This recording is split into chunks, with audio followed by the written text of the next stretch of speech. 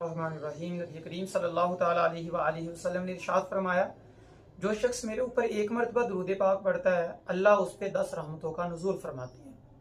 यह हदीस मुबारक में बताती है कि नबी करीम सल्लल्लाहु अलैहि व आलिहि वसल्लम पे कसरत के साथ दुरूद पाक पढ़ना चाहिए। ये एक ऐसा अमल है जिसमें अल्लाह रब्बुल इज़्ज़त भी शरीक है। इन्नल्लाह व मलाइकतहु युसल्लूना अलन नबी या अय्युहल्लज़ीना आमनू सल्लु अलैहि व सल्लिमू तस्लीमा। और हमें बाकायदा हुक्म भी दिया गया है। नबी करीम सल्लल्लाहु ताला अलैहि व आलिहि वसल्लम कोई हमारे दुरूद पाक पढ़ने के मोहताज नहीं है। हम दुरूद पाक पढ़ के नबी करीम सल्लल्लाहु अलैहि व आलिहि वसल्लम के ऊपर अपनी हाजात अल्लाह से तलब कर सकते हैं, क्योंकि एक ऐसी दुआ है जो अल्लाह कबूल फरमाते हैं।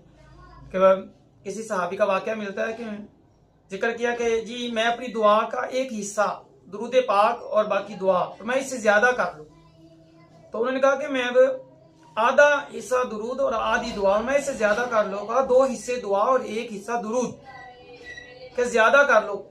मैं अब तो मैं अपनी सारी की सारी दुआ के अंदर दुरूद पाक ही पढ़ूंगा। फरमाया फिर तो अल्लाह तेरी सारी दुआओं को कबूल फरमा लेंगे। लिहाजा परेशानियों से बचने के लिए, तकालीफ से बचने के लिए, बीमारी के अंदर और दीगर मामलात के अंदर अल्लाह रब्बुल इज़्ज़त से दुआ मांगते हुए कोशिश करें दुरूद पाक का जरूर कसरत से पढ़ें और सुबह शाम भी इसको अपने जिक्र में शामिल करें।